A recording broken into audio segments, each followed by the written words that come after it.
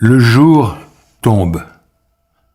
Un grand apaisement se fait dans les pauvres esprits fatigués du labeur de la journée, et leurs pensées prennent maintenant les couleurs tendres et indécises du crépuscule. Cependant, du haut de la montagne arrive à mon balcon, à travers les nues transparentes du soir, un grand hurlement, composé d'une foule de cris discordants, que l'espace transforme en une lugubre harmonie, comme celle de la marée qui monte ou d'une tempête qui s'éveille. Quels sont les infortunés que le soir ne calme pas et qui prennent, comme les hiboux, la venue de la nuit pour un signal de sabbat? Cette sinistre ululation nous arrive du noir hospice perché sur la montagne. Et le soir, en fumant et en contemplant le repos de l'immense vallée hérissée de maisons dont chaque fenêtre dit « C'est ici la paix maintenant, c'est ici la joie de la famille », je puis, quand le vent souffle de là-haut, bercer ma pensée étonnée à cette imitation des harmonies de l'enfer.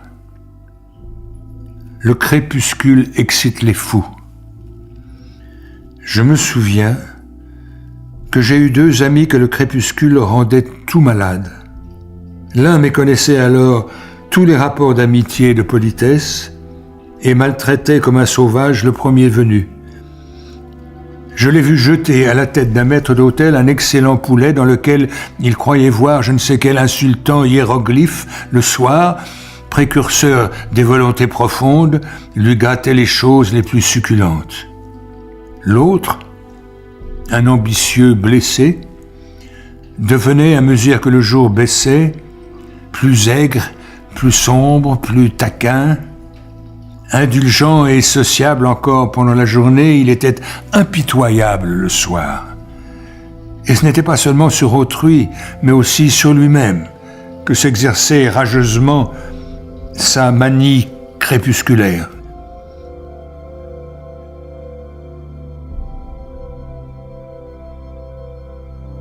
Le premier est mort fou, incapable de reconnaître sa femme et son enfant.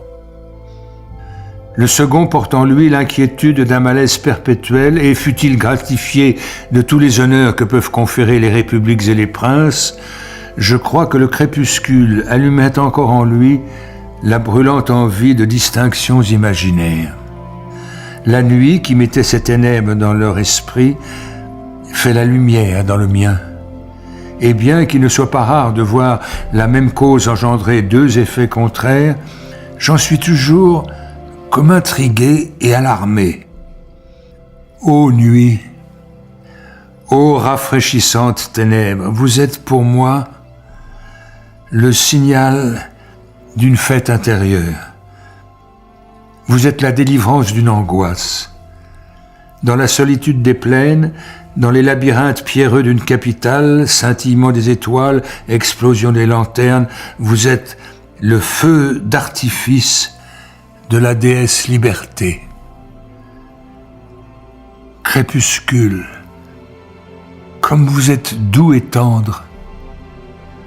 Les lueurs roses qui traînent encore à l'horizon comme l'agonie du jour sous l'oppression victorieuse de sa nuit, les feux des candélabres qui font des taches d'un rouge opaque sur les dernières gloires du couchant, les lourdes draperies qu'une main invisible attire des profondeurs de l'Orient, imitent tous les sentiments compliqués qui luttent dans le cœur de l'homme aux heures solennelles de la vie. On dirait encore une de ces robes étranges de danseuse, où une gaze transparente et sombre laisse entrevoir les splendeurs amorties d'une jupe éclatante, comme sous le noir présent transperce le délicieux passé, et les étoiles vacillantes d'or et d'argent dont elle est semée représentent ces feux de la fantaisie qui ne s'allument bien que sous le deuil profond de la nuit.